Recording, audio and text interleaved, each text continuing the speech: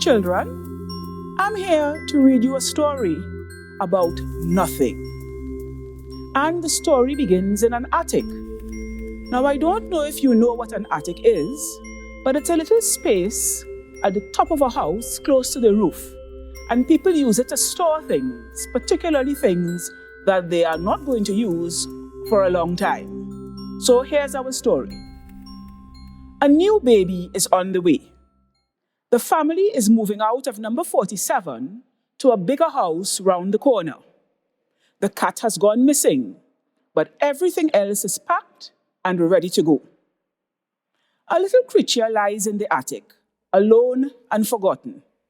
It cannot even remember its own name.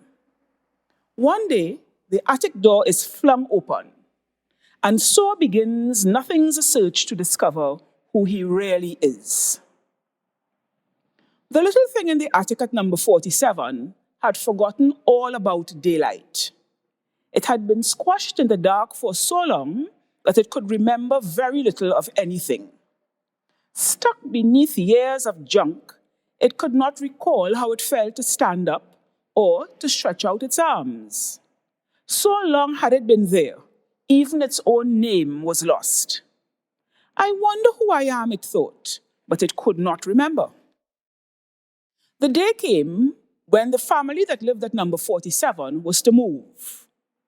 All day long, the little thing listened to thuds and thumps and the sound of tramping feet in the house below, until at last the attic door was flung open and large hands began to stuff cardboard boxes full of junk.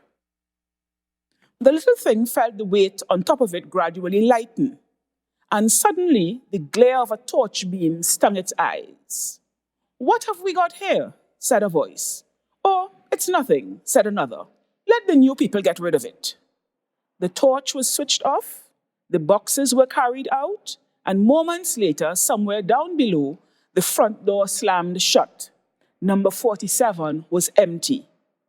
"So, that's my name," thought the thing. "Nothing."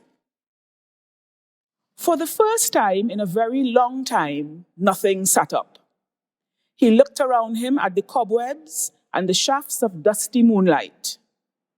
Then in the quiet, he heard the patter of feet, and a mouse came running towards him. "New people always try to get rid of you," it said, without introducing itself. It looked at him. "Seen you under the rug. What are you?" "Nothing," replied Nothing. "Well, nothing or not, you can't stay here. Not with new people coming," said the mouse. It hurried off. Nothing struggled to his feet. On unsteady legs, he followed the dusty paw prints. The mouse stopped by a moonlit gap under the eaves. "Through there," it said. "Good luck."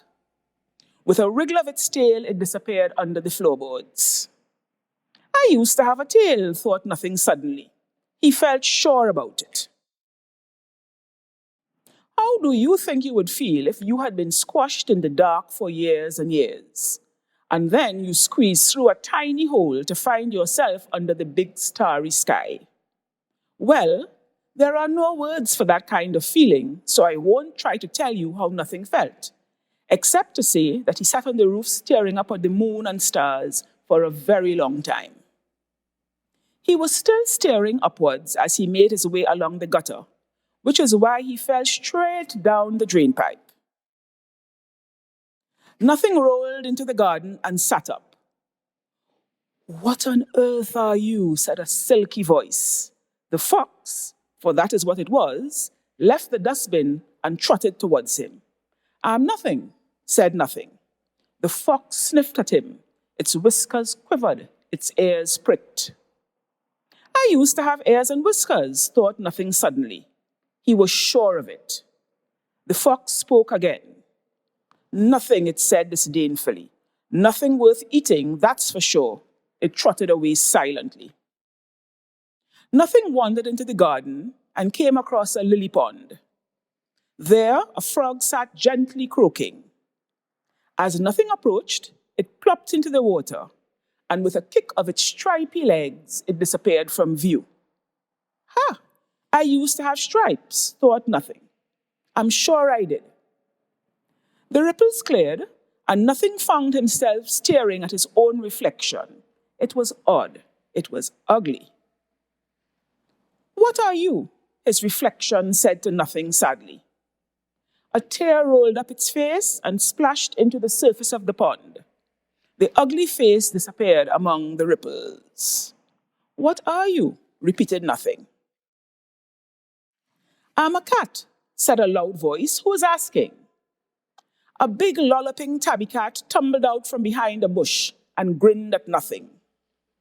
Nothing opened his mouth to explain that he had been talking to himself, and that he did not know what he was, and that he was lost, and that he had just been sniffed by a horrible fox, and that he was feeling very miserable. But instead, he found himself shuddering and shaking as great uncontrollable sobs quivered up his raggedy body and sat him on the ground. "I don't know who I am," he howled. "I don't know who I am." The cat licked him full in the face. After a while, Nothing stopped crying. The cat lay down beside him, and between Nothing's loud sniffs, it told him all about itself. How its name was Toby, and how it came from a long line of Tobys. "I live in the house," it said. "At least I used to. We moved around the corner today. They think I'm lost, but it's all the same to me. Number 47, number 97. What's the difference? It's all my patch. Do you want to see?" Nothing swift once more and nodded. "Course you do," said the cat. It picked up Nothing and sprang onto the garden wall. Nothing had never ridden through the night in a cat's mouth before. It whisked him up through the branches of a tree and out onto the rooftops, where they sped along, with the moon racing them behind the chimney pots. "I'm taking you the long way around," panted the cat. "It's more fun." All the while, juggling inside Nothing's head, there was a thought trying to get out. It felt like an important thought. It had something to do with the cat. The cat jumped the fence at number 97 and trotted in through the back door. He found an old man dozing in a chair surrounded by unpacked boxes. "That's Grandpa," whispered the cat to Nothing and dropped him plop on the old man's lap. "So there you are," said Grandpa, waking up. "What have you brought me this time?" He put on his glasses and looked at Nothing. "Good heavens! Look, everyone! Look what Toby's found!" Nothing looked up at Grandpa and saw a face he knew. The important thought inside his head popped open like a jack-in-the-box. The family gathered round to look. "What is it, Grandpa?" said the children. But Grandpa was busy rummaging among the cardboard boxes. "I know it's here somewhere," he said. "Ah, there it is." He pulled out an old photograph album and opened it, turning the pages until he came to a fading photograph of a baby. "That's me," he said. "And that's Toby the cat's great-great-great-great-grandfather. And this," he said, tapping the photograph and tickling Nothing's tummy with his forefinger, "this is little Toby." At last, Nothing remembered who he was. Though he had no ears nor whiskers, no tail and no stripes, he was certain a little cloth tabby cat whose name was not Nothing, but little Toby.